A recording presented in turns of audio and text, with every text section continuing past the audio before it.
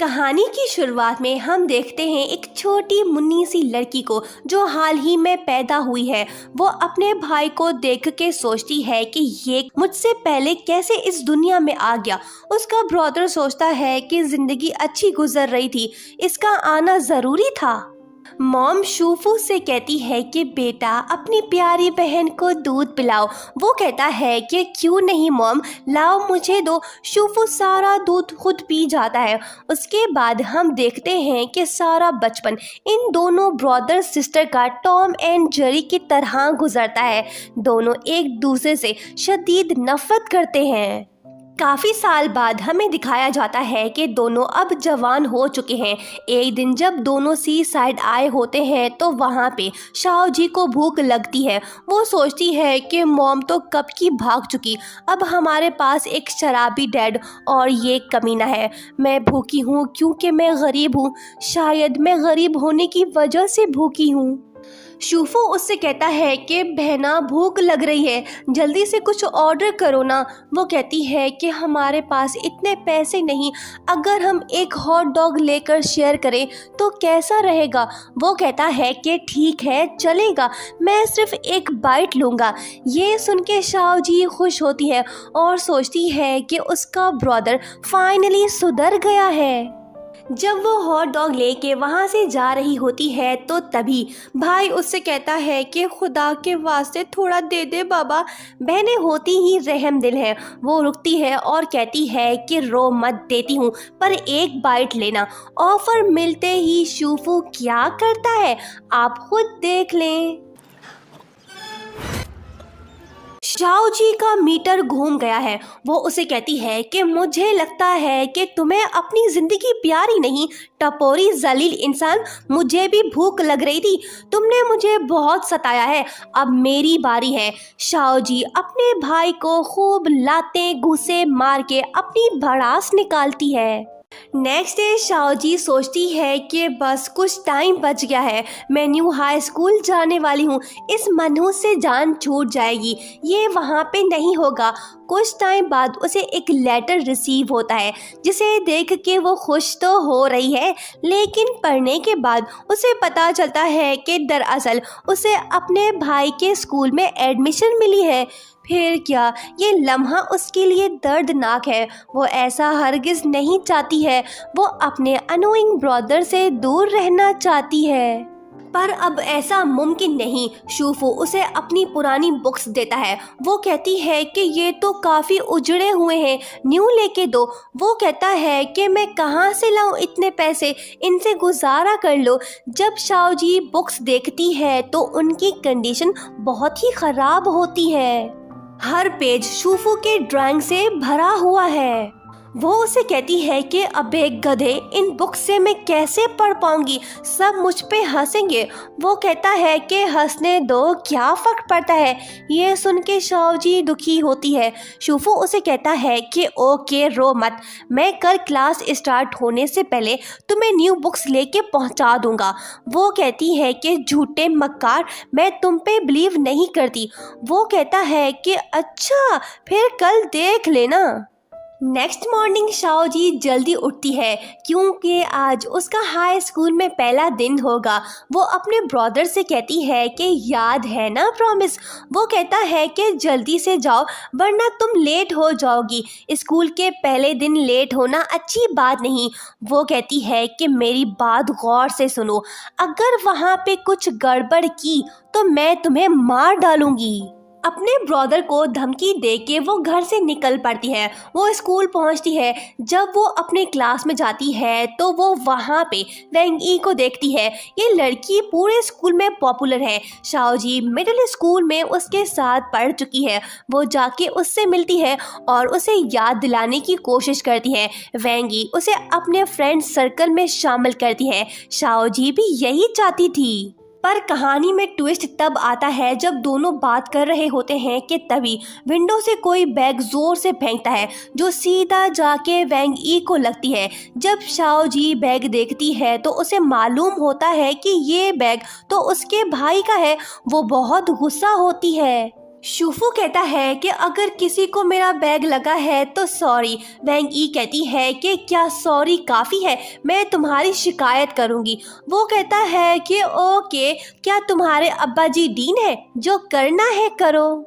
जब शूफू की नज़र अपनी बहन पे पड़ती है तो वो उसका नाम लेने ही वाला होता है, पर शाओ जी ऐसा नहीं चाहती। अगर वैंग ई को पता चला कि ये बंदर उसका ब्रदर है तो वो उससे फ्रेंडशिप नहीं करेगी। इसी डर की वजह से शाओ जी बैग लेके जोर से अपने भाई की तरफ फेंकती है। बेचारा शूफू नीचे गिर पड़ता है। शाओ जी उसे इशारों में समझाते हुए कहती है कि खबरदार, अगर किसी को बताया कि तुम मेरे भाई हो। इस इंसिडेंट के बाद शाओ जी क्लास में फेमस हो जाती है। सब उसे सुपर वुमन का टाइटल देते हैं। वैंगी उसे थैंक्स बोलती है और कहती है कि ऐसे कमीने बॉयज हर रोज मुझे परेशान करते रहते हैं, पर मैं खुशकिस्मत हूँ कि मुझे तुम जैसी फ्रेंड मिली। शाओ जी उसे कहती है कि फिक्र मत करो, अभी वो स्टूपिड तुम्हें परेशान नहीं करेगा, मैं तुम्हें उससे प्रोटेक्ट करूँगी।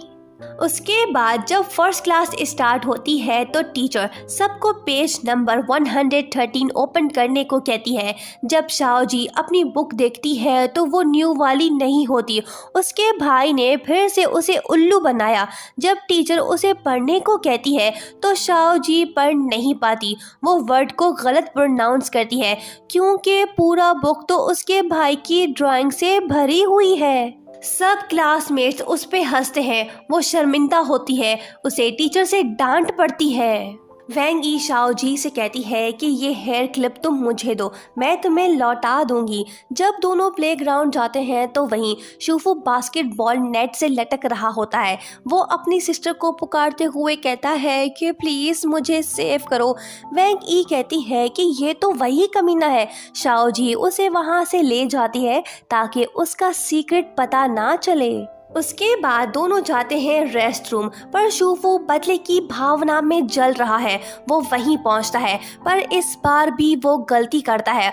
वो अपनी बहन की जगह वैंग ई को निशाना बनाता है। वैंग ई चिल्लाती है। शाओ जी वहीं आती है। वो शूफू से कहती है कि तुम फिर आ गए, अब मैं तुम्हें नहीं छोड़ूंगी। शाओ जी अपने भाई को फिर से पकड़ के दीवार पे पटक देती है, उसे खूब मजा चखाती है। उसके बाद जब शाओ जी और वैंगी कैफेटेरिया में बैठे होते हैं तो वहीं पे शूफू आता है। वो दोनों के साथ बैठ जाता है। वैंगी उसे कहती है कि कितने बेशर्म हो, फिर से आ गए। वो कहता है कि क्या तुम बैरी हो, मैं अपनी सिस्टर से बात करने आया हूँ। ये बात सुन के सभी स्टूडेंट्स शॉक्ड होते हैं। वैंग ई शाओ जी से कहती है कि तुमने मुझसे झूठ क्यों बोला, ये छिछोरा तो तुम्हारा भाई निकला, मुझे तुमसे फ्रेंडशिप नहीं करनी। वैंग ई के नाराज़ होने के बाद शाओ जी बहुत दुखी होती है और वहाँ से चली जाती है। शूफू उसके पीछे जाता है। वो उससे बात करने की कोशिश करता है, पर शाओ जी उसे कहती है कि आज तुम्हारी वजह से मेरी बहुत इंसल्ट हुई है। अब मैं तुम्हारी शक्ल भी देखना नहीं चाहती हूँ। मैं तुमसे बहुत नफरत करती हूँ, तुम बहुत बुरे हो। ये इमोशनल बातें कह के शाओ जी वहाँ से चली जाती है। अपने भाई से नाराज़ होने के बाद शाओ जी को हम दुखी देखते हैं। तभी वहीं पे उसकी एक क्लासमेट आती है। ये है माओ माओ। उसकी बातें सुन के शाओ जी का मूड ठीक हो जाता है। माओ माओ और शाओ जी दोनों फ्रेंड्स बन जाते हैं। जब शाओ जी उदासी की हालत में घर पहुंचती है तो देखती है कि उसकी टेबल पे न्यू बुक्स पड़े होते हैं। ये बुक्स उसका भाई बाय करके लाया है। शाओ जी उससे कहती है कि तुम्हारे पास तो पैसे नहीं थे। वो कहता है कि बस अरेंज कर लिए, मैंने अपना प्रॉमिस पूरा किया। यहाँ हम फील करते हैं कि भले ये दोनों भाई बहन टॉम एंड जेरी की तरह लड़ते हैं, लेकिन एक दूसरे का ख्याल भी रखते हैं। 4 सेकंड की खुशी के बाद नेक्स्ट डे दोनों फिर से लड़ पड़ते हैं। कॉन्टेस्ट में जो वाउचर्स विन किए थे उनकी वजह से दोनों लड़ रहे हैं। शाओ जी उससे वाउचर्स लेती है और वो शूफू की साइकिल को लॉक करके कीज कहीं दूर फेंक देती है। शूफू उसका पीछा करता है। वो वाटर गन से उस पर अटैक करके शाओ जी से कहता है कि मुझे वाउचर्स दे दो, वरना मैं बैग में पड़े तुम्हारे होमवर्क कॉपी को इस गन से नहला दूंगा। ये खतरनाक धमकी सुन के शाओजी पीछे हटती है क्योंकि होमवर्क के बिना वो स्कूल नहीं जा सकती है। वो उसे वाउचर्स देती है और कहती है कि तुम्हें मैं बाद में देखूंगी। शूफू के जाने के बाद शाओजी उसे फॉलो करती है। वो उससे वाउचर्स वापस लेना चाहती है। शाओजी उस पर अटैक तो करती है लेकिन शूफू अपनी चालाकी से बच जाता है। शाओजी ट्री से टकरा के नीचे गिर पड़ती है। वो उसे कहता है कि जैकी जैन बनना ज़रूरी था क्या? वो कहती है कि हाँ, और कोई चॉइस नहीं थी। शूफू को अपनी बहन पे तरस आता है। वो दोनों वाउचर्स उसे वापस देता है। शाओजी खुश तो होती है लेकिन जल्दी ही उसे पता चलता है कि ये वाउचर्स तो फेक वाले हैं। फिर क्या, दोनों सड़क किनारे फिर से शुरू हो जाते हैं। डांसिंग और फाइटिंग का अनमोल अंदाज हमें देखने को मिलता है। स्कूल की डॉक्टर आके दोनों को रोकती है। वो दोनों से लड़ने की वजह पूछती है। शाओजी बताती है कि 1 मंथ पहले इस खड़ूस ने अरबिक कपड़े पहना के मुझे ज़बरदस्ती एक कॉन्टेस्ट में ले गया। इसने कहा कि हम फर्स्ट आएंगे। हम दोनों ने वहाँ पे अरबिक डांस पेश किया। खूब नाचने के बाद हम कॉन्टेस्ट में 3rd आए। हमें 2 फूड वाउचर्स मिले। कहानी सुन के डॉक्टर साहिबा दोनों से कहती है कि फिर तुम दोनों साथ में क्यों नहीं चले जाते हो? शाओजी कहती है कि कभी नहीं, मैं अपने दुश्मन के साथ नहीं जाने वाली। शूफू कहता है कि मेरे बगैर तुम नहीं जा सकती हो, वाउचर्स को पढ़ लो। डॉक्टर दोनों से कहती है कि ठीक है, अगर तुम दोनों साथ में नहीं जाना चाहते हो तो किसी और को ले जाओ। जो पहले किसी को लाएगा मैं उसे ये वाउचर्स दूंगी। ये सुन के शूफू वहाँ से भागता है। शाओजी वैंग ई के पास जाती है। वो उसे सॉरी बोलती है। पहले तो वैंग ई उसे माफ़ नहीं करती लेकिन जब शाओजी उसे वाउचर्स का बताती है तो वो फटाफट से उसे माफ़ करके दोबारा से अपने फ्रेंड सर्कल में शामिल करती है। क्लास ख़त्म होने के बाद शूफू अपनी बहन से मिलने आता है और वो उसे कहता है कि क्या तुम मुझे कैंटीन कार्ड दे सकती हो? शाओजी कहती है कि क्या तुम्हें मरने का शौक है? वो कहता है कि मुझे कुछ मत करना वरना मैं चिल्ला दूंगा। शाओजी उसे कार्ड दे देती है पर उसकी फ्रेंड माओ को पता नहीं कि ये दोनों भाई बहन हैं। वो समझ रही है कि दोनों शायद कपल हैं। वो खुद से प्रॉमिस करती है कि वो शाओजी को इस खड़ूस से बचाएगी। उसके बाद जब शाओजी कैंटीन जाती है तो उसके पास मील कार्ड नहीं होता। शूफू का फ्रेंड और मशहूर ज़माना बास्केटबॉल प्लेयर कायशन उसे कहता है कि क्या मैं तुम्हें लेके दूं? उसे देखते ही शाओजी उस पे फिदा हो जाती है और शर्माते हुए कहती है कि जब तुम इतने प्यार से बोल रहे हो तो क्यों नहीं। बाद में ये रोमांटिक बात वो अपनी फ्रेंड माओ को बताती है पर शाओजी को ये पता नहीं कि उस हैंडसम बॉय का नाम क्या था। वो अपनी फ्रेंड से कहती है कि मुझे मेरे सपनों का राजा मिल गया है। दूसरी तरफ शूफू एक लड़की को पटाने में लगा हुआ है ताकि वो उसके साथ चले पर लेनशिन उसे मना करती है। उसके बाद टीचर शूफू और लिनशिन को ऑफिस में बुलाता है क्योंकि दोनों का रिजल्ट अच्छा नहीं आया। बुलाया तो था टीचर ने उन्हें बेइज्जत करने के लिए लेकिन चालाक शूफू अपनी दुख भरी दास्तां सुना के टीचर को ही रुला देता है। टीचर को अपनी मॉम की याद सताने लगती है। वो कहता है कि बस कर दो, मैं अभी के अभी टिकट बुक करा के अपनी मॉम से मिलने जा रहा हूँ। टीचर से बचने के बाद लिनशिन शूफू से कहती है कि तुम जाके नहा धो लो, तुम्हारे कपड़ों से स्मेल आ रही है। वो कहता है कि तुम खूबसूरत हो, इसका मतलब ये नहीं कि तुम मुझे ऑर्डर दोगी, मैं जा रहा हूँ। शूफू जानने लगता है पर वो रुक जाता है।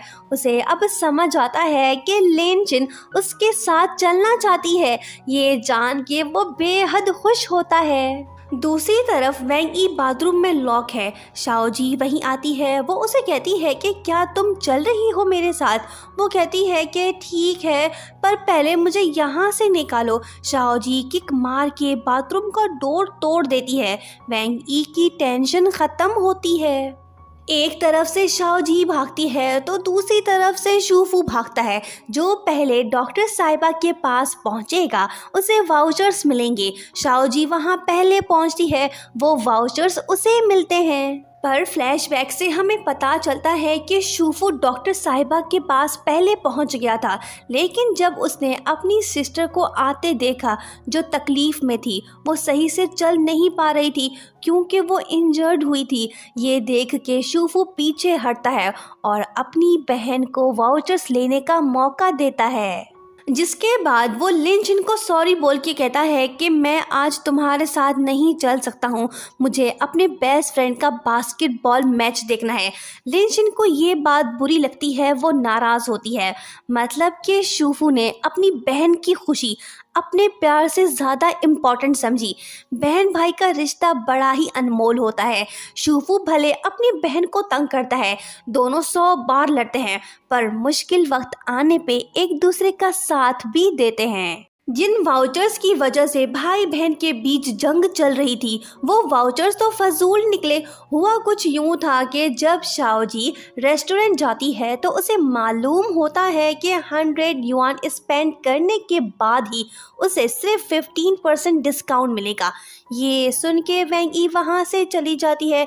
शाओजी शर्मिंदा होती है, वो बिना कुछ खाए पिए घर लौट आती है। शूफू उससे पूछता है कि तुमने बफे डिनर में क्या खाया, मुझे भी बताओ। शाओजी उससे झूठ बोलती है और कहती है कि मैंने बहुत कुछ खाया, अभी मेरा दिमाग मत खाओ, मैं सोने जा रही हूँ। शूफू जल्दी ही सब कुछ समझ जाता है। उसे डस्टबिन में वाउचर्स पड़े मिलते हैं, जिसके बाद वो भी दुखी होता है क्योंकि वो गरीब हैं। काफ़ी मेहनत के बाद दोनों भाई बहनों ने वाउचर्स जीते थे ताकि कोई एक अच्छा खाना खा सके, पर ये भी ना हो सका। नेक्स्ट डे स्कूल में 2 न्यू स्टूडेंट्स ट्रांसफ़र होके आते हैं। ये दोनों आपस में भाई हैं। इनकी फैमिली काफ़ी रिच है। एक है वेंचू जो कि स्टूपिड टाइप है, लेकिन उसका छोटा भाई वेंजी एक्स्ट्रा ऑर्डिनरी चालाक और इंटेलिजेंट है।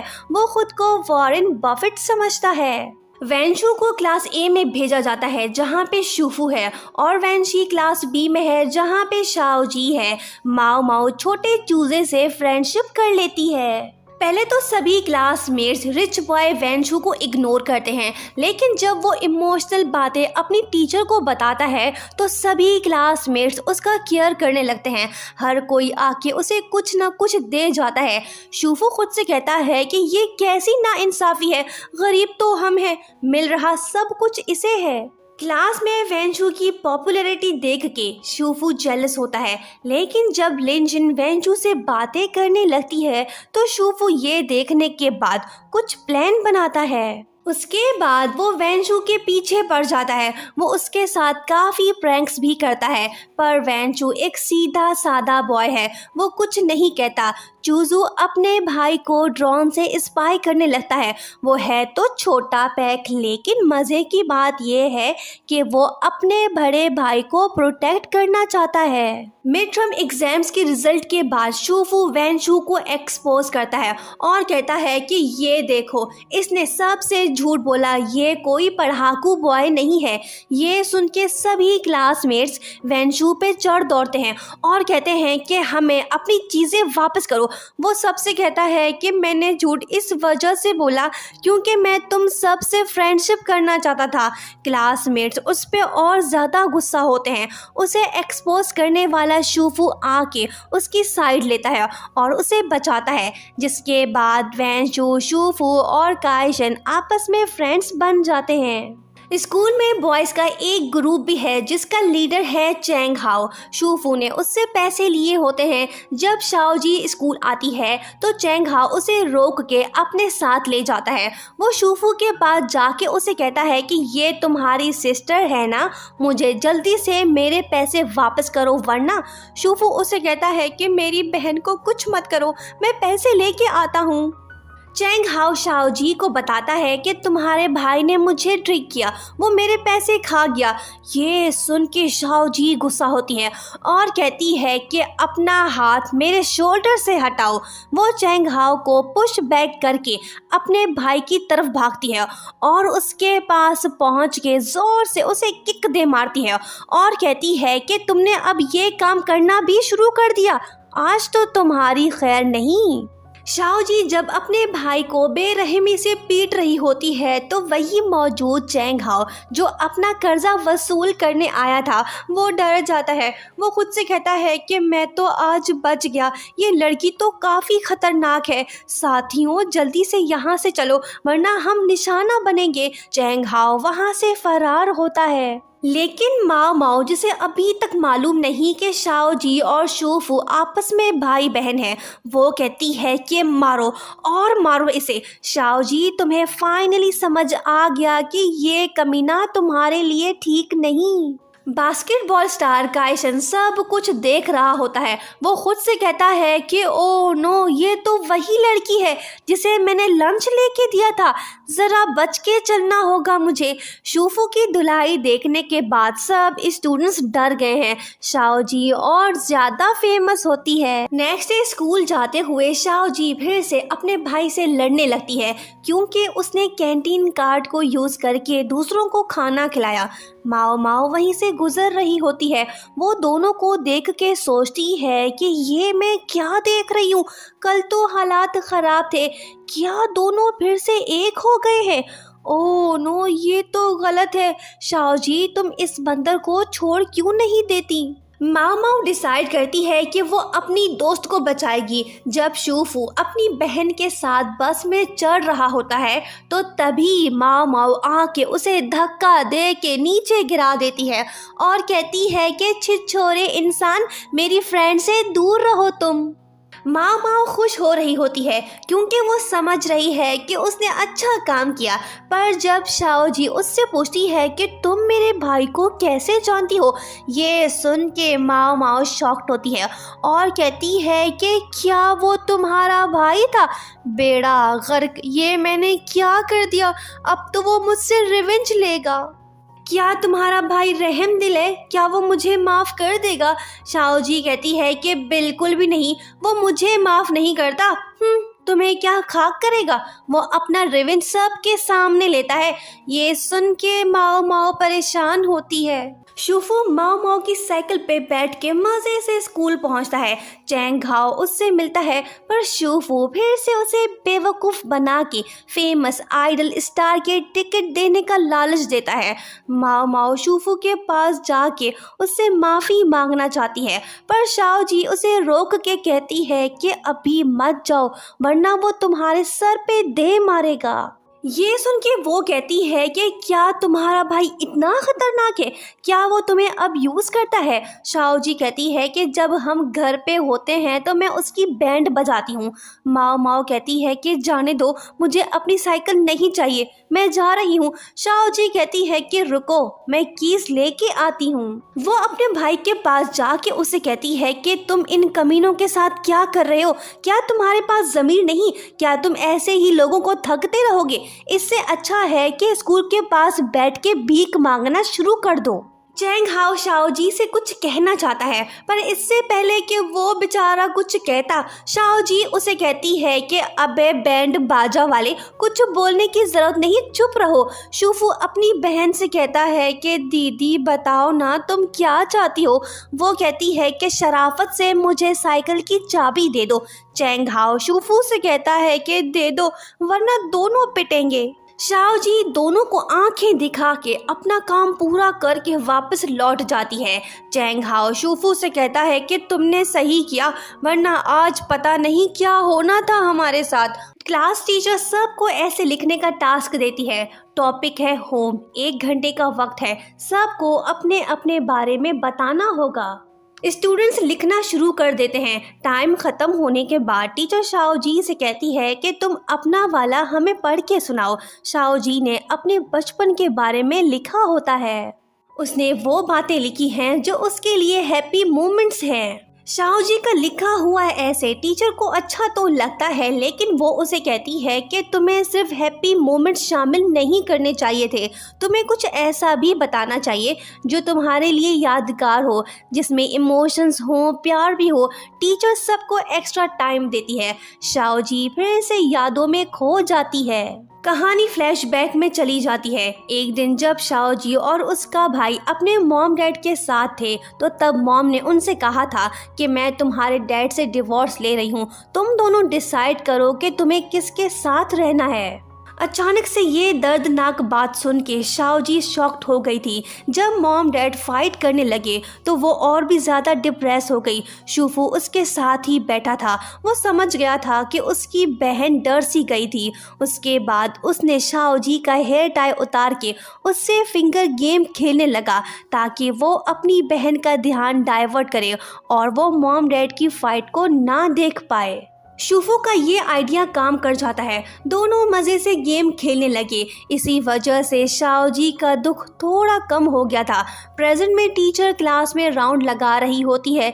जब उसकी नज़र शाओ जी के लिखे ऐसे पे पड़ती है तो वो उसकी कॉपी उठा के पढ़ने लगती है। पढ़ने के बाद टीचर सबसे कहती है कि वाओ, इसने तो बहुत ही बेहतरीन ऐसे लिखा है। तारीफ सुन के शाओ जी खुश होती है, जिसके बाद वो फिर से ख्यालों में खो जाती है और हमें दिखाया जाता है कि जब मॉम घर छोड़ के चली गई थी तब शाओ जी और शूफू ने एक प्लान बनाया ताकि वो अपने मॉम डैड को फिर से एक करें। मॉम शाओ जी से सबसे ज़्यादा प्यार करती थी। इसी वजह से शूफू ने उसके सर के ऊपर ठंडा पानी फेंक दिया था ताकि उसकी तबीयत थोड़ी ख़राब हो और ये बात सुन के मॉम फ़ौरन से घर वापस आ जाए। पर अफसोस उन दोनों का मिशन नाकाम हुआ था। शूफू को पता चल गया था कि मॉम डिवोर्स ले चुकी है, वो वापस नहीं आने वाली। पर उसने ये बात अपनी बहन को नहीं बताई क्योंकि ये न्यूज़ सुन के उसकी तबीयत और भी ख़राब हो सकती थी। उसने अपनी बहन से झूठ बोला कि मॉम रास्ते में है, वो सुबह तक आ जाएंगी। ये सुन के शाओ जी खुश हुई थी और वो मज़े से सो गई थी ताकि टाइम जल्दी बीते और अगली सुबह वो अपनी मॉम से मिले। शूफू पूरी रात नहीं सोया और वो दुआ करता रहा कि उसकी बहन की तबीयत जल्दी से सही हो जाए। नेक्स्ट मॉर्निंग खुशकिस्मती से शाओ जी की तबीयत बेहतर हुई। शूफू ने उसे सब कुछ बता दिया। सच्चाई सुन के शाओ जी बहुत रोई थी। शूफू ने उसे कहा कि मुझे माफ़ कर दो, मेरे प्लान ने काम नहीं किया, हमें डैड के साथ रहना होगा। मैं रिलायबल तो नहीं हूँ लेकिन कम से कम तुम्हारे साथ तो हूँ ना। ये सुन के शाओ जी उस पर गुस्सा हुई थी और उसने कहा था कि तुम झूठ बोल रहे हो, बड़े होने के बाद तुम भी मुझे मॉम की तरह छोड़ के चले जाओगे। ये इमोशनल बातें सुन के शूफू ने उसे प्रॉमिस दिया था और अपनी बहन से कहा था कि मैं तुम्हें कभी भी छोड़ के नहीं जाऊंगा। अगर मैंने ऐसा किया तो वो दिन अप्रैल फूल वाला होगा। दोनों भाई बहनों ने एक दूसरे से प्रॉमिस लिया था ताकि वो दोनों हमेशा साथ रह सकें। शायद उसी दिन के बाद शूफू ने अपनी बहन को जानबूझ के तंग करना शुरू किया, उसे मारने दिया ताकि उसे मॉम की कमी महसूस ना हो और वो खुश रहे। प्रेजेंट में हम देखते हैं कि ये यादगार बातें याद करने के बाद शाओ जी को एहसास होता है कि उसका भाई वाकई में उससे काफ़ी प्यार करता है। क्लास एंड होने के बाद वो जाके शूफू से मिलती है और उसे चिप्स देती है। वो उसे कहता है कि तुम अचानक से इतनी रहमदिल कैसे बन गई। शाओ जी उसे पुरानी बातें याद दिलाने की कोशिश करती है। सब कुछ बताने के बाद शाओ जी को मालूम होता है कि शूफू तो काफ़ी देर से सो गया है, उसने तो कुछ नहीं सुना। ये जान के वो उस पर गुस्सा होती है और वहाँ से चली जाती है। उसके बाद जब शूफू घर वापस जा रहा होता है तो शाओ जी आके उसे कहती है कि पता नहीं किस कमीने ने माँ के साइकिल की हवा निकाल दी है, क्या तुम इसकी साइकिल को घर तक पहुँचा दोगे। वो कहता है कि नो नेवर। वो कहती है कि तुम तो ऑलरेडी इसे माफ़ कर चुके हो, अभी अच्छे बच्चे बनो, मेरी बात मानो। शूफू कहता है कि कभी नहीं, मैं जा रहा हूँ। शाओ जी कहती है कि अच्छा, मैं जाके सीसीटीवी फुटेज देखती हूँ, जिसने मेरी दोस्त की साइकिल के साथ ऐसा किया है मैं उसे मार मार के उसकी नानी याद दिलाऊंगी। ये सुन के शूफू कहता है कि इस बात को जाने दो, मैं तुम्हारी दोस्त की साइकिल को उसके घर तक पहुंचा देता हूँ। माओ शाओ जी से कहती है कि तुम्हारा भाई तो बहुत रहमदिल है। वो कहती है कि नहीं, तुम गलत हो। अगर उसे मेरा डर ना होता तो ये तुम्हें थोड़ी माफ़ करता। रात को शाओजी को भूख लगती है, फ्रिज भी खाली होता है। वो अपने भाई से कहती है कि प्लीज़ मेरे लिए कुछ बना दो। वो कहता है कि घर में कुछ भी नहीं। वो कहती है कि कुछ तो करो। वो कहता है कि ओके, बचे कुछ सामान से कुछ ना कुछ बनाने की कोशिश करता हूँ। शूफू डिज़र्ट बना के उसे फ्रिज में रखता है। 2-3 घंटे के बाद दोनों एक साथ बैठते हैं। दोनों की भूख इंतहा को पहुंच चुकी है। अब बर्दाश्त कर पाना मुश्किल है। शूफू खाने की कोशिश करता है पर शाओजी उसे रोकती है और कहती है कि पहले मैं पिक्चर्स लेके अपलोड करूं, फिर मज़े से खाएंगे। शाओजी एक एक एंगल से पिक्स लेने लगती है। 50 फोटोज लेने के बाद भी वो उसे खाना खाने नहीं देती।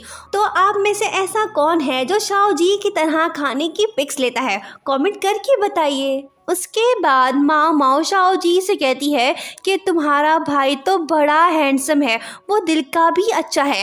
ये सुन के शाओजी उसे कहती है, क्या तुम अंधी हो गई हो? नेक्स्ट मॉर्निंग हम देखते हैं कि शाओजी कुछ तलाश कर रही है। वो शूफू से पूछती है कि क्या तुमने मेरा मील कार्ड देखा है? वो कहता है कि नहीं। तो जल्दी ही शूफू का झूठ पकड़ा जाता है। जब शाओजी उसके जेब की तलाशी लेती है तो उसे अपनी चीज़ मिल जाती है, जिसके बाद वो तैश में आ जाती है। शूफू उससे कहता है कि बहना, वो दिन याद करो जब हम बहुत खुश थे, चलो पुराने वाले गेम्स खेलते हैं। शाओजी कहती है कि अपनी बकवास बंद करो, अब उन बातों का कोई मतलब नहीं बनता, तुम नहीं सुधरोगे। शाओजी एक बार फिर से अपने भाई को लाते घूंसे मार के अपना गुस्सा निकालती है। नेक्स्ट डे जब शाओजी नींद से उठती है तो उसे घर से अजीब सी स्मेल आने लगती है। वो अपने भाई से पूछती है कि तुम तो जिंदा हो, फिर कौन मर गया है?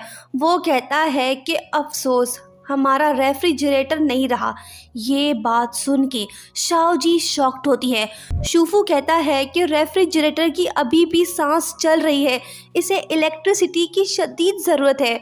मैंने बिजली वाला कार्ड खो दिया है, अगर जल्दी नहीं मिला तो ये हमेशा के लिए मर जाएगा। शाओजी कहती है कि अब हम बचा कुचा खाना कैसे स्टोर करेंगे, हमारा गुजारा कैसे होगा? ये सरासर मर्डर है जो तुमने किया है। अगर अपनी जान प्यारी है तो शराफत से इलेक्ट्रिसिटी का कार्ड ढूंढ के लाओ, वरना रेफ्रिजरेटर के साथ साथ तुम्हारा भी जनाजा यहाँ से निकलेगा। शूफू कहता है कि इतना गुस्सा मत हो, मैं कार्ड को ढूंढ लूंगा। शाओजी अपने भाई से कहती है कि आज तो तुम्हारा बर्थडे है, बिजली हो ना हो क्या फर्क पड़ता है, हम कैंडल्स जला लेंगे। उसके बाद काइशन और शूफू शॉपिंग मॉल जाते हैं। वहाँ पे शूफू को एक वॉच काफ़ी पसंद आती है। वो अपने दोस्त से कहता है कि आज तो मेरा बर्थडे है, ये वॉच काफ़ी प्यारा है, मेरी ख्वाहिश है कि मैं इसे टच करूं। ये बात बता के शूफू आइसक्रीम लेने जाता है। दरअसल वो ये चाहता है कि काइशन उसे गिफ्ट में यही वॉच दे। दूसरी तरफ शूफू आइसक्रीम बाय करने आया है। वहाँ पे वो ड्रामेबाजी शुरू कर देता है और कहता है कि इसी एरिया में मेरे भाई का एक्सीडेंट हुआ था, उसके हाथ में 2 आइसक्रीम थे पर वो उसे नसीब नहीं हुए। मैं जब भी यहाँ आता हूँ मुझे अपने भाई की याद आती है। कैशियर गर्ल उसे कहती है कि बस कर दो, आगे मत बोलो, वरना मुझे आज रात नींद नहीं आएगी। मैं तुम्हें दूसरा वाला आइसक्रीम फ्री देती हूँ। शूफू उसे थैंक्स बोल के वहाँ से चला आता है। उसकी एक्टिंग को देख के दूसरा आदमी भी ड्रामेबाजी करने की कोशिश करता है, लेकिन लड़की उसे कहती है कि मेरे आंसू बहुत बह चुके हैं, अब ये ड्रामा नहीं चलेगा।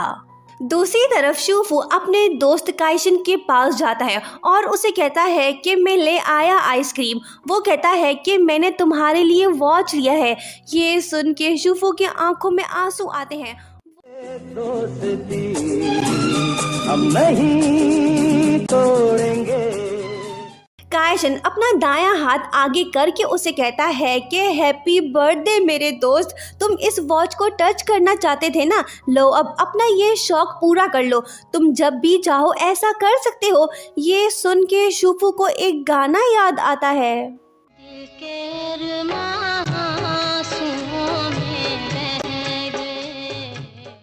काइशन उसे कहता है कि जल्दी से मेरा वाला आइसक्रीम मुझे दो। शूफू कहता है कि ये दोनों तुम ही खा लो, मेरी भूख खत्म हो गई है। बेचारे शूफू का दिल उसके सेंसलेस दोस्त ने तोड़ दिया है। अगर हम उसकी जगह होते तो अपने दोस्त को जोर से मुक्का दे मारते। बहरहाल दूसरी तरफ शाओजी माओ के साथ बेकरी पे आई हुई है।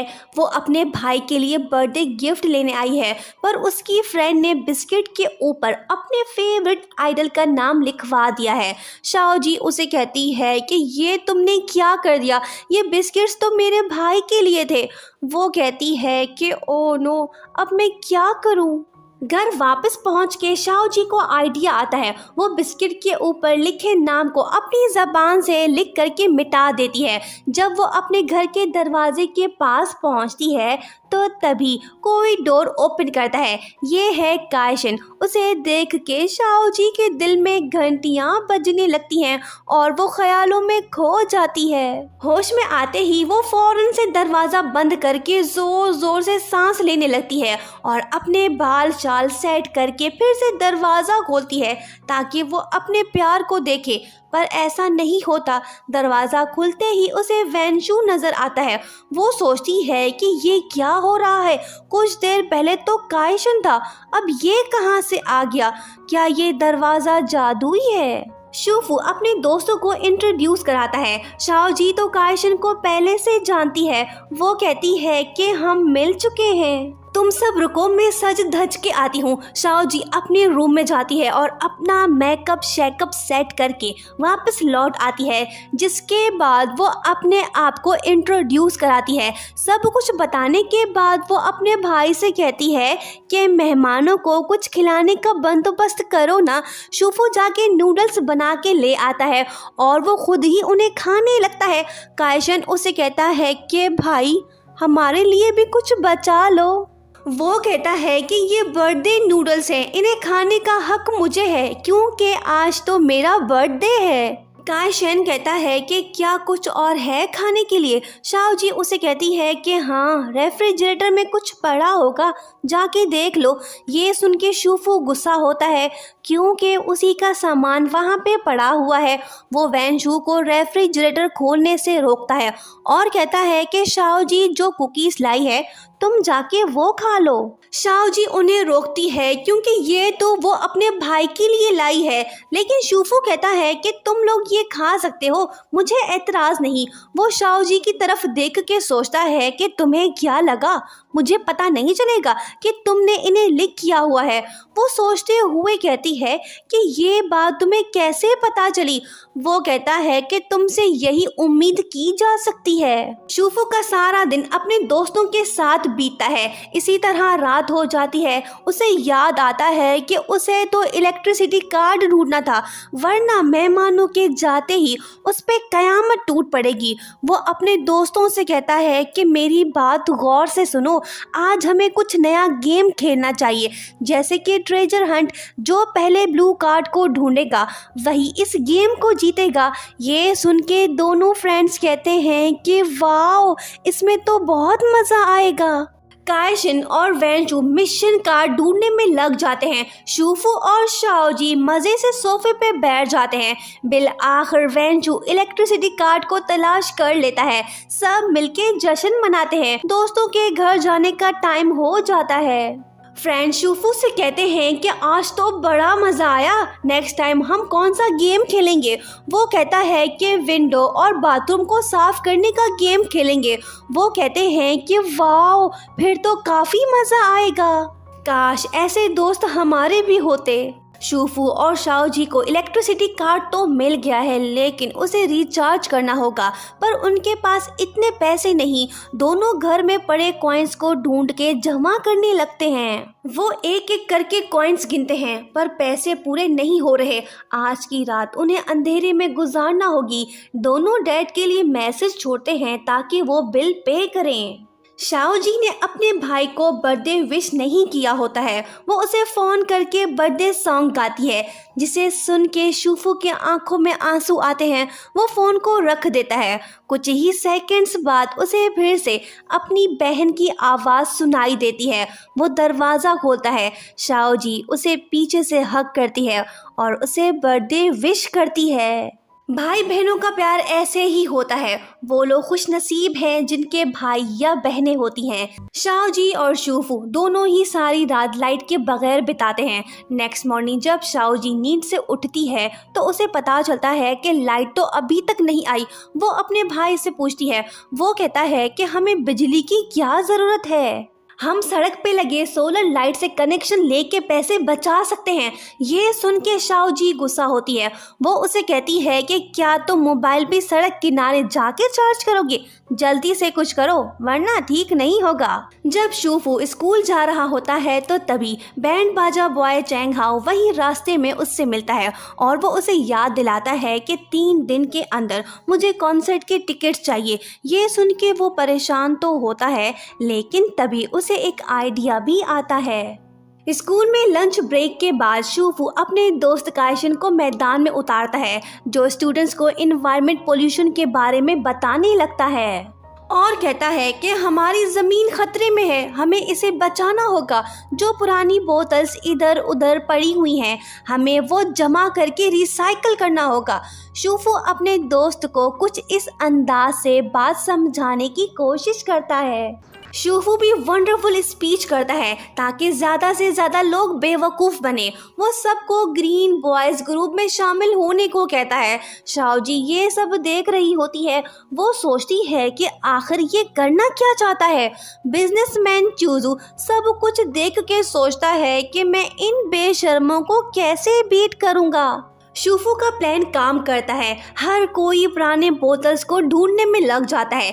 देखते ही देखते ढेर सारे बोतल्स जमा हो जाते हैं। स्टूडेंट्स ये काम करके गर्व फील करते हैं। शूफू को लगने लगा है कि अब बहुत सारे पैसे आने वाले हैं, लेकिन उसका स्टूपिड फ्रेंड वैनचू एक इन्वायरमेंट ऑर्गेनाइजेशन को फ़ोन करके सारी प्लास्टिक की बोतल्स उनके हवाले करता है। शूफू उससे पूछता है कि बोतल्स कहाँ पे हैं। वो कहता है कि मैंने दे दिए, वो लोग मुझे 1000 युआन दे रहे थे लेकिन मैंने नहीं लिए, क्योंकि हम तो ये दुनिया की भलाई के लिए काम कर रहे हैं ना। ये सुनते ही शूफू के अरमान बह जाते हैं। उसकी सारी मेहनत उसके दोस्त ने ज़ाया कर दी है। वो ट्रक के पीछे भागता है पर बहुत देर हो गई है। वो अपने दोस्त से कहता है कि तुमने ऐसा क्यों किया, मैं इन्हें बेच के कुछ पैसे कमाता। ये बात सुन के वैनचू नाराज होता है और वो चिल्लाते हुए वहां से चला जाता है। बैंड बाजा स्टार चैंग हाओ भी वहीं पहुंचता है। वो शूफू से कहता है कि मुझे मेरे पैसे नहीं चाहिए, प्लीज़ तुम मुझे अपने ग्रीन बॉयज़ ग्रुप में शामिल करो। क्या यार, सब के सब स्टूपिड हैं इस स्कूल में, हम सबको यहाँ पढ़ना चाहिए था। रात को चूजू शूफू से मिलने आता है। कुछ देर बाद एक पड़ोसी खातून उसके घर आती है। दरअसल वो शिकायत करने आई होती है। शूफू को मौका हाथ लगता है। चूजू भी वहीं पे है। वो फटाफट से एक इमोशनल कहानी बना के उस खातून को खूब रुलाता है, जिसके बाद वो उसे कहती है कि रो मत, मैं बिजली का बिल पे कर दूंगी। शूफू गरीब तो है लेकिन उसने जीना सीख लिया है। उसे पता है कि कैसे इस दुनिया में सरवाइव करना है। जब तक वो और उसकी सिस्टर ग्रेजुएट नहीं होते तब तक दोनों को इसी हालत में ज़िंदगी गुजारनी होगी। नेक्स्ट डे जब शाओ जी नींद से उठती है तो तभी वो देखती है कि उसके भाई की तबीयत सही नहीं। शाओ जी को एहसास तो है लेकिन वो नहीं चाहती कि शूफू घर पे अकेला पड़ा रहे। उसे डर है कि कहीं उसे कुछ हो ना जाए। वो उसे टैबलेट खिलाती है। इसी वजह से वो अपने भाई से कहती है कि ये नाटक बंद करो, स्कूल चलो वरना तुम तो गए। वो कहता है कि क्या तुम्हारे पास दिल नहीं, तुम देख नहीं रही कि मेरी तबीयत सही नहीं। वो कहती है कि जो भी समझो अब बहुत हो गया, शराफत से चलो। जब दोनों स्कूल जा रहे होते हैं तो तभी उनको उनके डैड सड़क किनारे नींद में पड़े मिलते हैं। शाओ जी शूफू को स्कूल रवाना करके खुद डैड को घर ले जाती है। पर हम देखते हैं कि शूफू की तबीयत तो वाकई सही नहीं। शायद शाओ जी ने जल्दी जल्दी में उसे अपने डैड की नींद की दवाई पिला दी है। इसी वजह से शूफू रास्ते में ही नीम बेहोश हो जाता है। वैंचो उसे अपनी कार में बिठा के अपने साथ स्कूल ले जाता है। दूसरी तरफ क्लास में एक वीडियो डायरेक्टर एंटर होते हैं। दरअसल उसे स्कूल मार्केटिंग वीडियो के लिए गर्ल्स की तलाश है। कुछ स्टूडेंट्स वैंग ई को ऑडिशन के लिए रिकमेंड करते हैं। सेलेक्ट होने के बाद वैंग ई खुश होती है, पर तभी शाओ जी क्लास में पहुंचती है। डैड की वजह से उसे देर हो गई थी। डायरेक्टर यांग को उसकी पर्सनैलिटी अच्छी लगती है। वो शाओ जी को मार्केटिंग वीडियो की ऑडिशन देने को कहता है। ये सुन के वो हैरान होती है। उसकी फ्रेंड माओ माओ कहती है कि आपने सही किया, शाओ जी इसके लिए ठीक रहेगी। डायरेक्टर शाओ जी और वैंग ई दोनों को ऑडिशन देने के लिए सेलेक्ट करता है। उसका ये डिसीजन सुन के वैंग ई जेलस होती है। मार्शल आर्ट टीचर सबसे कहती है कि तुम लोग अपने अपने पार्टनर को सेलेक्ट करके प्रैक्टिस करो। शाओ जी को वैंग ई का पार्टनर बना दिया जाता है, लेकिन जब दोनों प्रैक्टिस कर रहे होते हैं तो तभी वैंग ई जानबूझ के शाओ जी को गुस्सा दिलाती है, जिसके बाद वो वैंग ई को पटक देती है। क्लासमेट्स उसे ब्लेम करते हैं और कहते हैं कि तुमने ये जानबूझ के किया है ताकि वैंग ई ऑडिशन ना दे सके। ये तीखी बातें सुन के शाओ जी सैड होती है। वो ऐसा हरगिज नहीं चाहती थी। टीचर उसे सॉरी बोलने को कहती है। शाओ जी उससे माफ़ी मांगती है, पर माओ माओ वैंग ई से कहती है कि तुम तो नाटक कर रही हो, ज़रूर तुम्हारा कोई प्लान है। उसके बाद हम देखते हैं कि वैंग ई अकेले ही ऑडिशन देने जाती है। टीचर शाओ जी से पूछती है कि तुम क्यों नहीं गई। वो कहती है कि मुझे टाइम का पता नहीं था। दरअसल उसे जानबूझ के नहीं बताया गया। टीचर शाओ जी को ऑडिशन रूम भेजती है। इल्ज़ाम लगने के बाद वो ऑडिशन देना तो नहीं चाहती, लेकिन फिर भी वो ऑडिशन दे आती है। उसी रात शाओ जी को डायरेक्टर का फ़ोन आता है, जिसके बाद वो नर्वस हो जाती है। शूफू बटन दबा के कॉल को आंसर करता है ताकि शाओ जी बात कर सके। डायरेक्टर उससे कहता है कि मुबारक हो, तुम्हें मार्केटिंग वीडियो के लिए एज आ एक्टर सेलेक्ट किया गया है। ये खबर सुनते ही शाओ जी की खुशी बेइंतहा हो जाती है और बच्चों की तरह उछलने लगती है। लेकिन ये खुशी उसे रास नहीं आती। डायरेक्टर उससे कहता है कि हमारी वीडियो का थीम है एक ऑर्डिनरी स्कूल स्टूडेंट की लाइफ। हम तुम्हारे घर पे आके शूट करेंगे, तुम्हारे मॉम डैड से मिलेंगे। शाओ जी उसे झूठ बोल के मना कर देती है, जिसके बाद वो उदास हो जाती है। उसे मौका तो मिला, पर उसकी किस्मत अच्छी नहीं थी। उसे सैड देख के शूफू जानबूझ के उसे तंग करने लगता है, क्योंकि वो नहीं चाहता कि उसकी बहन डिप्रेस फील करे। बेचारा शूफू उसे कुछ नहीं कहता। स्कूल में मिड टर्म एग्जाम्स होने वाले हैं। शाओ जी मैथ सीखने में लगी हुई है, पर फार्मूलास याद करने में उसे काफ़ी मुश्किल हो रही है। वो सोचती है कि जिसने मैथ बनाया वो तो मर गया, लेकिन हमें फंसा गया। मैथ ने शाओ जी को परेशान कर रखा है, लेकिन उसका भाई गेम खेलते हुए ज़ोर ज़ोर से चीखने चिल्लाने लगता है। शाओ जी को अपनी भड़ास निकालने का मौका मिलता है। वो बुक लेके सीधा अपने भाई के मुंह पे मार देती है और कहती है कि चुप रहो। बुक जोर से लगने के बावजूद शूफू चुप नहीं करता। वो कहता है कि उठो, हार मत मानो, मुझे जीतना है, ऐसा मत करो। ये सुनते ही शाओ जी उसे कहती है कि रुक डॉगी, मैं तुम्हें बताती हूँ कि गेम कैसे खेलते हैं। शाओ जी उसे लातें घूंसे मार के चुप कराती है। नेक्स्ट डे जब लेनजिन स्कूल पहुंचती है तो रिपोर्टर्स उसे घेर के सवाल जवाब पूछने लगते हैं। दरअसल रिपोर्टर्स उसके क्लासमेट्स ही होते हैं। वो पूछते हैं कि बताओ मैथ का पेपर कैसा आएगा, क्या तुम इस पेपर में फिर से टॉप करोगी। शूफू आके सबसे कहता है कि पेपर के बाद मज़े से इसका इंटरव्यू ले लेना। शूफू लिनशिन के और करीब होना चाहता है, पर लिनशिन चाहती है कि पहले ये बंदर अपना रिजल्ट इम्प्रूव करे। इसी वजह से वो शूफू के सामने एक शर्त रखती है और उसे कहती है कि अगर तुम टॉप 20 में आते हो तो तुम जहाँ बोलोगे मैं तुम्हारे साथ चलूँगी। शूफू कहता है कि अच्छा, तो तुम मुझे चैलेंज कर रही हो। ओके, मैं तुम्हारा ये सिंपल चैलेंज एक्सेप्ट करता हूँ। शूफू ने चैलेंज तो एक्सेप्ट कर लिया, लेकिन अभी उसे पढ़ना है, टाइम कम है, एग्जाम्स होने वाले हैं, उसे दिन रात एक करके पढ़ना होगा। जब वो क्लास में पढ़ रहा होता है तो तभी अचानक से काइशन नींद से उठ के कहता है कि भाई, मैंने एक डरावना सपना देखा है। शूफू पूछता है कि क्या देखा? वो कहता है कि मैंने देखा कि तुम पढ़ रहे हो। शूफू कहता है कि अच्छा, फिर से सो जाओ और आगे देखो कि मैं कौन से नंबर पे आया हूँ। वो कहता है कि ठीक है, मैं सो जाता हूँ। उसके बाद हम देखते हैं कि शूफू प्रीवियस पेपर्स को देख के उसमें से हिंट लेने की कोशिश कर रहा है। टीचर उसे पढ़ता देख सबसे कहता है कि जब ये निकम्मा पढ़ने में मसरूफ़ है तो तुम सब के लिए कुछ भी नामुमकिन नहीं। स्कूल में एक गार्ड भी है जो अजीब है, वो किसी मिशन के तहत यहाँ पे आया हुआ है, देखना होगा कि वो क्या करना चाहता है। दूसरी तरफ माँ माओ शाओ जी से कहती है कि मेरा गला ख़राब हो गया है, मैं बहुत परेशान हूँ क्योंकि मैंने वॉइस क्लब फोरम ज्वाइन किया है। अगर मेरी वॉइस जल्दी से ठीक नहीं हुई तो वो लोग मुझे फोरम से निकाल फेंकेंगे।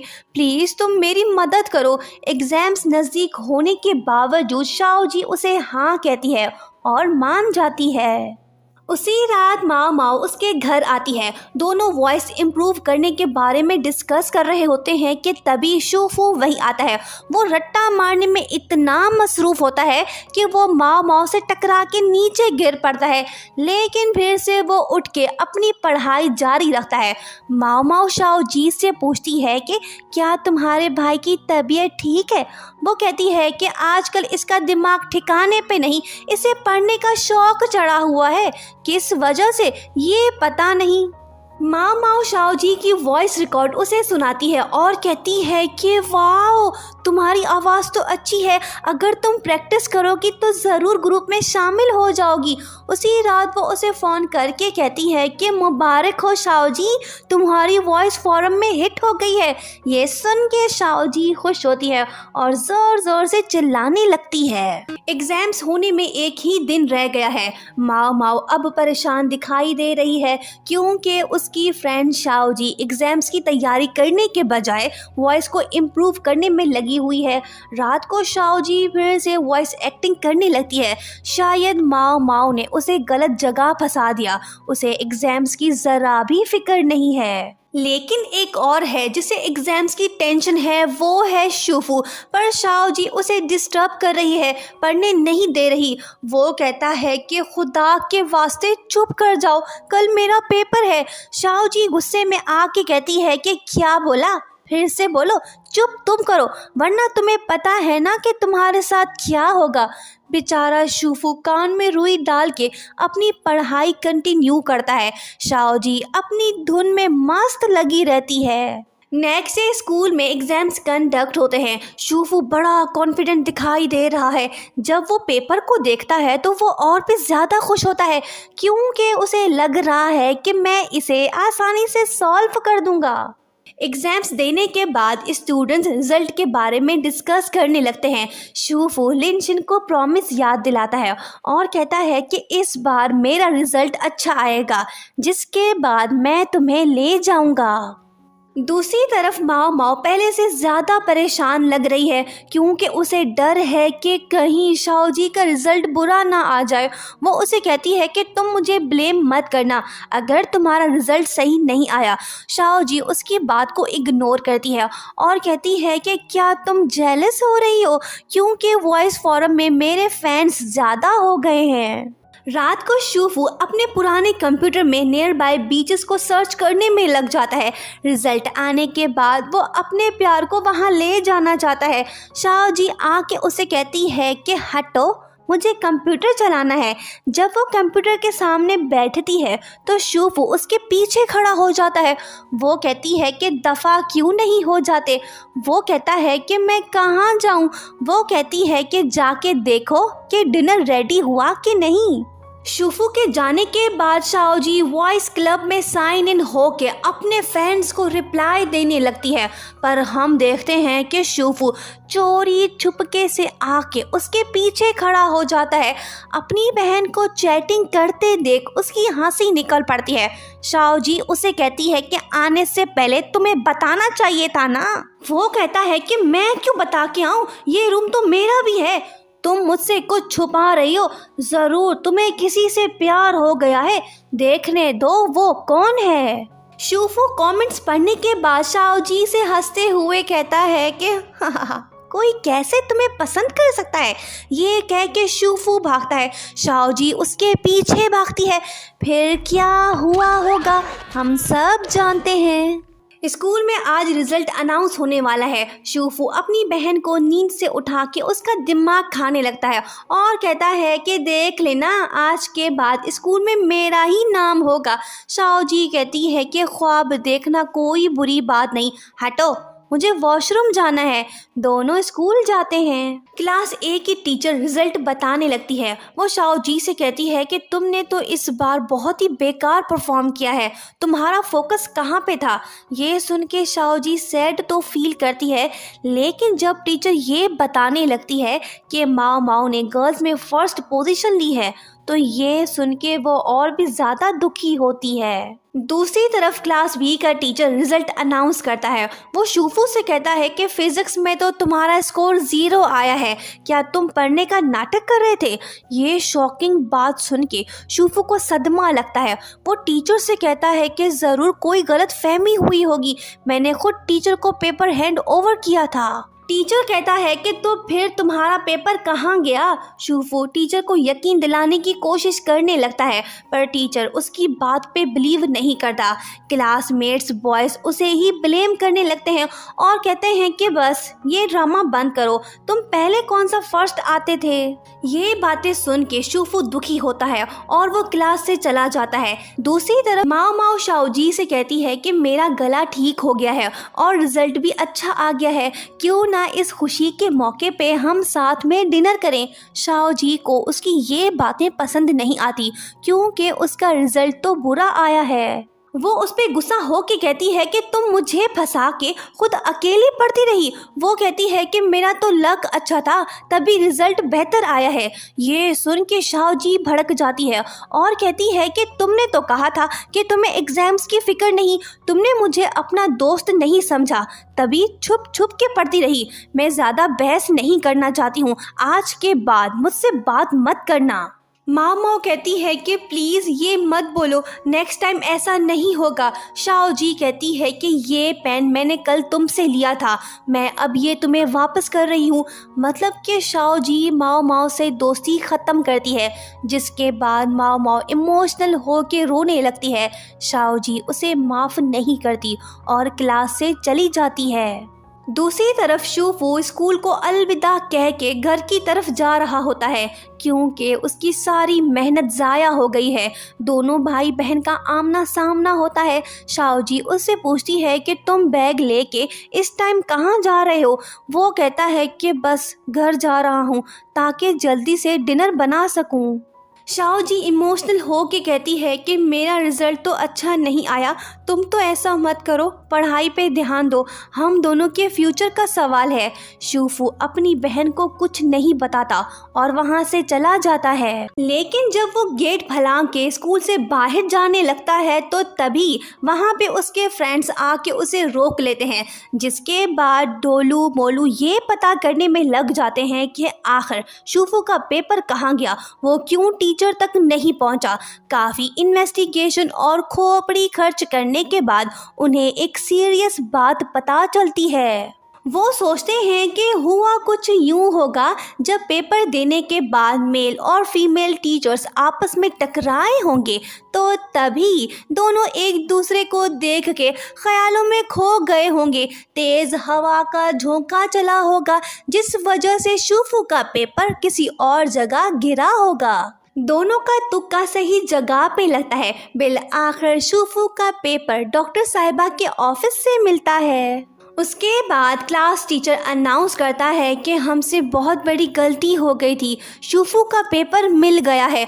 खुशी की बात यह है कि हालिया एग्ज़ाम्स में शूफू ने बड़ा जंप मारा है। इसका रैंक आखिरी कोने से टॉप 30 में आ चुका है। बस ये अनाउंसमेंट सुनने की देर थी। उदास शूफू फौरन से झूम उठता है। उसके फ्रेंड्स सेलिब्रेट करते हुए नाचने लगते हैं। टीचर ढोलू मोलू से कहता है कि बेटा बैठ जाओ, ये नाच गाना तब करना जब तुम्हारा रिजल्ट इम्प्रूव हो जाए। टीचर शूफू से कहता है कि तुम यहाँ आओ और सबको बताओ जब कोई बॉटम से ऊपर आता है तो वो कैसा फील करता है। वो अपने पढ़ने का यूनिक एक्सपीरियंस सबको कैसे बताता है। हम ये सब शूफू के ज़बान से सुनते हैं। उसके बाद शूफू अपने लव लिन शिन से कहता है कि क्या तुम कुछ नहीं कहोगी। वो कहती है कि इतना इम्प्रूव तो नहीं किया। वो कहता है कि मेरी तो जान निकल गई पढ़ पढ़ के, अभी तुम अपना प्रॉमिस पूरा करो। वो कहती है कि ओके, पर मैंने ये नहीं कहा था कि मैं अकेली चलूँगी, कायशिन हमारे साथ चलेगा। शूफू ये सुन के खुश तो नहीं होता, पर उसके पास कोई और ऑप्शन भी तो नहीं। कायशिन लिनशिन से कहता है कि प्लीज़ लड़की मुझे चुनने दो। वो शाओजी से जाके मिलता है और उसे कहता है कि क्या तुम इस वीकेंड मेरे साथ चलोगी। शाओजी तो यही चाहती थी। आज उसका सपना सच हो रहा है क्योंकि उसका प्यार उसे डेट पे ले जा रहा है। लेकिन जब कायशन उसे ये बताता है कि हम अकेले नहीं जा रहे, तुम्हारा भाई भी हमारे साथ चल रहा है, तो ये सुनते ही शाओजी का सपना चकनाचूर होता है। कायशन उसके सर पे हाथ रख के उसे कहता है कि तुम ज़रूर आना। शाओजी उसके प्यार को फील करने लगती है और खुश होती है। माओ उससे बात करने की कोशिश करती है, लेकिन शाओजी उसे इग्नोर करती है, मतलब कि वो अभी तक उससे नाराज़ है। संडे को शूफू सुबह सवेरे 6 बजे उठता है। वो घड़ी की तरफ गौर से देखने लगता है। 2 घंटे के बाद जब 8 बजते हैं तो वो खुशी के मारे झूम उठता है और कहता है कि यस 8 बज गए, अभी मुझे उठना चाहिए। ऐसे उल्लू के पट्टे को 20 तोपों की सलामी देनी चाहिए। जब उठना ही 8 बजे था तो 2 घंटे क्यों ज़ाया किए। बहरहाल शूफू हैप्पी लग रहा है। वो भला खुश क्यों ना हो, आज तो वो अपने लव लिन शिन को बीच पे ले जा रहा है।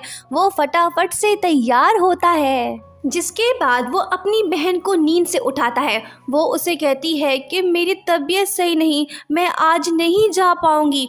वो कहता है कि ओके, ये तो अच्छी बात है। शाओजी कहती है कि आज तुम मेरे साथ रहो, मेरा ख्याल रखो, क्योंकि मेरे पेट में काफ़ी दर्द है। शूफू कहता है कि मेरे फ्रेंड्स ऑलरेडी घर से निकल चुके होंगे।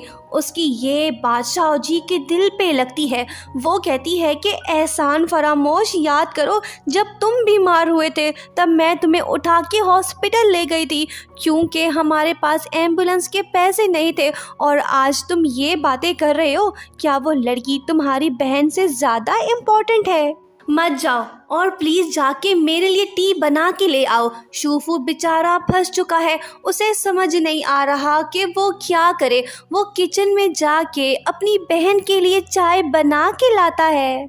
जब शाओजी वो पीती है तो कहती है कि क्या तुम मुझे जहर दे के मारना चाहते हो, ये तो कड़वा है। वो कहता है कि चीनी ख़त्म हो गई थी, इसलिए मैंने दूध में चॉकलेट्स डाल दी। सुनो बहना, क्या तुम मुझे अब जाने की इजाज़त दोगी? वो कहती है कि नहीं, बिल्कुल नहीं, मेरा गला सूख गया है, जाके मेरे लिए गर्म पानी लेके आओ। जब शूफू फिर से किचन में जाता है तो वो अपनी बहन को बद्दुआएं देने लगता है और कहता है कि ठीक है, मुझे बर्दाश्त करना होगा। जब ये शादी करके यहाँ से चली जाएगी तब मैं आज़ाद होऊंगा। जब शूफू पानी लेके अपनी बहन के पास जाता है तो वो देखता है कि उसकी बहन तो सो गई है। जिसके बाद वो कहता है कि या खुदा, तेरा लाख लाख शुक्र है जो आपने इसे सही टाइम पे टपका दिया। मौका अच्छा है बेटा, भाग। क्या होगा जब शाओजी को पता चलेगा कि उसके भाई ने उसे धोखा दिया है? नेक्स्ट पार्ट देखना मत भूलिएगा। Thank you so much for watching. Subscribe for more videos.